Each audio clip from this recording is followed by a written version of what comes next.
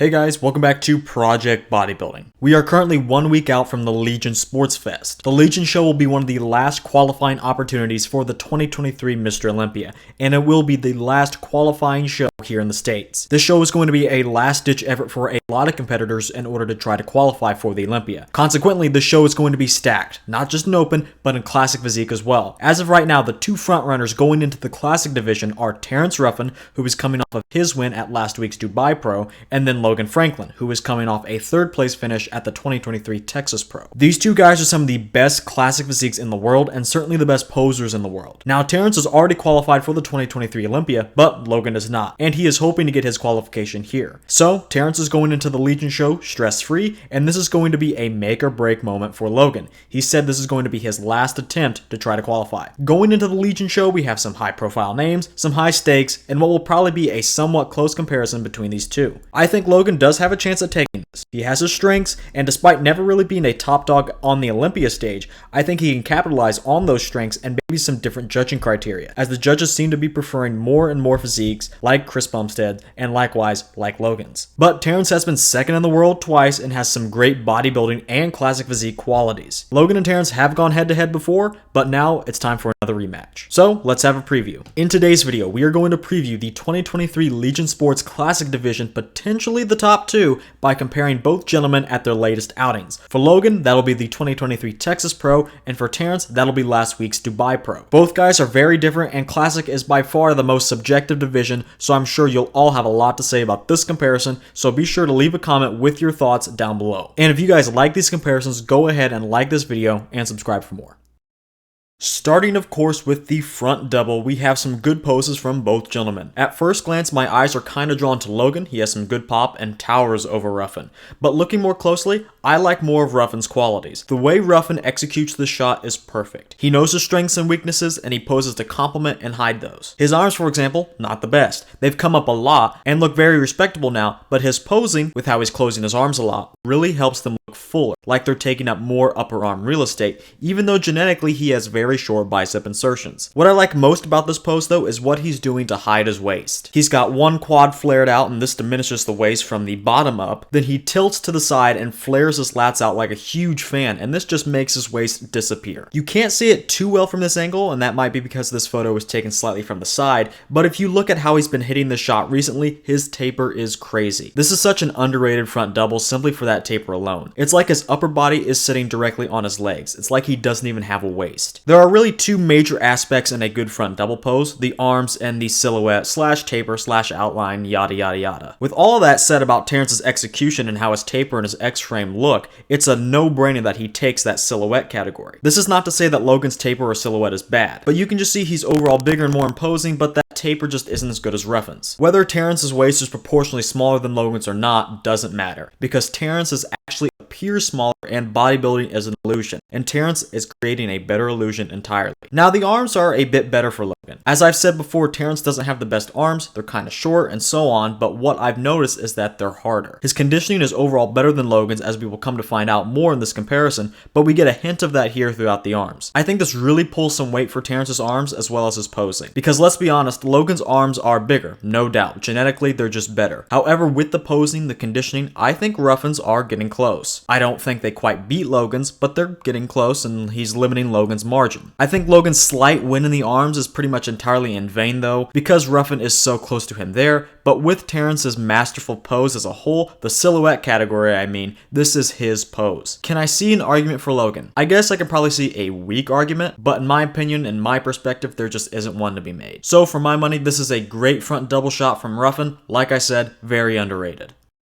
The side chest is the epitome of apples and oranges in this comparison and really encapsulates the entire comparison. This is like looking at Franco and Arnold, even down to how they're hitting the pose. Logan is standing tall and propping up the pecs a fair amount. Terrence is really pulling back on his front arms, something that Franco used to do. But getting down into the nitty gritty, I do think Terrence is also taking this pose. Logan may be posing like Arnold, but he doesn't have the pecs of the Austrian oak. In my opinion, no one ever has. Ruffin's pecs have more fullness and thickness to them. They're developed from top to bottom. Logan's pecs are a bit flatter, and I'd like to see some more upper chest too. So Terrence wins the pecs, the most important aspect. I think he honestly wins the arm and delt too. I think his arm, his bicep mainly, has more pop and his delt has more detail. One area I will give to Logan is the side leg. Ruffin doesn't have the hamstring drop of Logan, and Logan also has more quad sweep from the side. Throughout the physique, however, I do appreciate Ruffin's dryness and his overall better conditioning. If you look closely, you can see a lot of vascularity running throughout Terrence's physique, and I think it honestly helps him stand out in a lot of poses. So with that, but most importantly the pecs as well, Terrence wins this pose.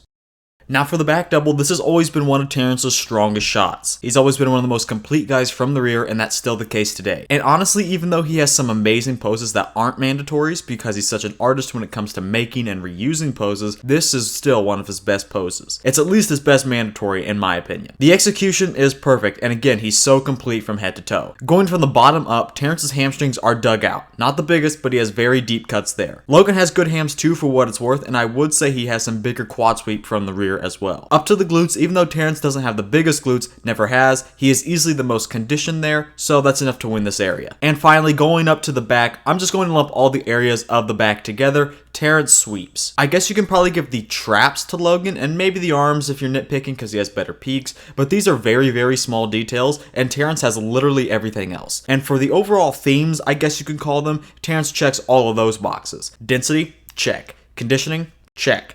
Taper, check. Terrence's back is packed with detail and looks very thick and dense. This is the case through the upper back all the way down to his lower back. And speaking of the upper to lower, I really like Terrence's taper. The execution is definitely helping with this, but Terrence looks like a perfect V. This is the definition of a V taper. So Terrence has a great back when you look at it from a silhouette perspective, but when the lights come on, he still brings a lot of detail jam-packed in that back. Logan doesn't have the worst back. Terrence just has one of the better ones in Classic, and it's hard to stand next to that and not get exposed. Logan has a really good upper back, but Terrence's is better. And the overall density and thickness on Logan's back doesn't hold a candle to Ruffin, not just through the upper back. Logan also doesn't have that exaggerated comic book taper of Terrence. I'd say Logan's best quality in this pose is how dry he is in the back. He's pretty crisp back there, and his lower body is very respectable. But let's be honest, Terrence is running away with this shot.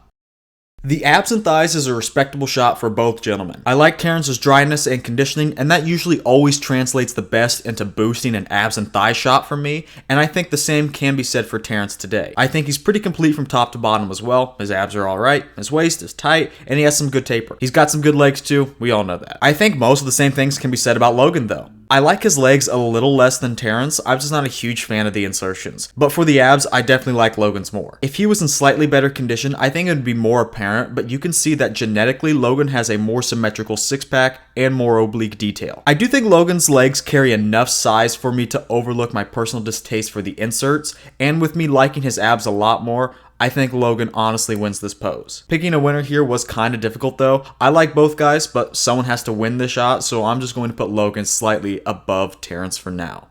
When it comes to judging classic competitors, this shit really just pisses me off. This is the favorite classic pose. How the hell can you fairly judge this pose? If you don't know, like I said, this is called the favorite classic pose, and competitors are literally allowed to do whatever. There's no criteria, it doesn't necessarily even need to be classic, just as long as it's not a most muscular for some reason. You're supposed to pick something that is a bit more artistic and something that suits your physique and you're good at doing. But when the pose is literally called your favorite classic pose, don't you think the judges are going to have their favorites too? I love how we can put this literally in the mandatory round, but we don't judge the posing routines anymore. The inclusion of this pose just proves that the IFBB is full of shit when it comes to their reasons of not wanting to score the posing round. Small rant aside, I think this is just a really hard pose to judge because it's not just one pose. It's a different pose for each competitor on stage. It's literally apples and oranges, which is perhaps the biggest problem with classic in general. It brings up those age-old questions like, what do you prefer and what even is classic? I think at best this pose is a wash for those two questions alone because there's absolutely no objective answer. Getting around to the actual two competitors here, I think both poses are kind of uninspired. Terrence's side tricep is honestly a poor choice. He has so many weapons in his arsenal when it comes to posing. We know this, he knows this, so why is he picking the side tricep? Don't get me wrong, it looks good, but why not do something that looks great? Something that stands out from the crowd, something that nobody else can or will do, and something that's actually classic. I have no idea why he chooses to do this one in the comparison. comparisons. He's been doing this at the call-out since like the 2022 Arnold,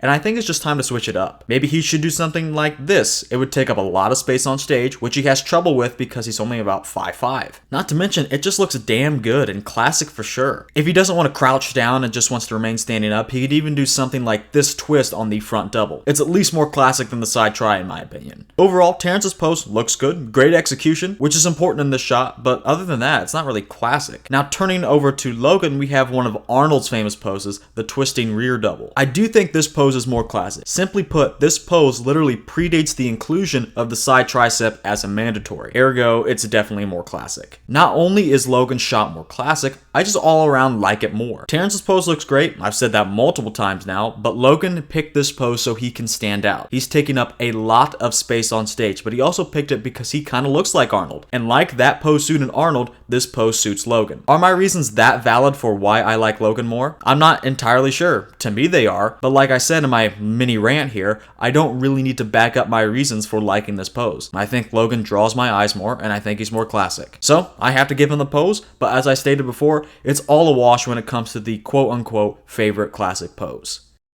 This comparison came out with Terrence Ruffin winning 3 poses to Logan's 2. But honestly, this was a lot less close than I expected. The poses that Logan did win were also not carrying the most weight either. The abs and thighs was just kind of a coin toss for me, and the favorite classic pose, like I've said, that was a wash at best. You all know how I feel about that being a mandatory. So, although this comparison was only won by one pose, I don't think that tells you the entire story. After this comparison, I think Terrence was the clear winner throughout. I saw him as the most complete while also bringing some great classic elements. Terrence was also the most conditioned, but who knows, that may not be the case at the Legion show this week. Logan can easily fix that coming into the show. But as for this comparison, Terrence was the driest and the more shredded competitor, and that helps bring a better level of overall quality and helped him stand out against the taller Logan. And that's how I saw it. Terrence still has those qualities that got him to second in the world twice. Of course, I'm sure all of you have your own thoughts on this comparison. If you agree, let me know why. And if you disagree, feel free to call me blind in the comments and tell me why I'm wrong. And finally, let me know who you are predicting to win this show. That's going to do it for me in this video. If you guys like this comparison, go ahead and hit the like button and subscribe so you don't miss my other comparisons when they come out. We have just a month before the Olympia, so you can expect a lot more of these in the weeks to come. With all that said, I want to thank you guys for watching this video, and I'll see you guys in the next one.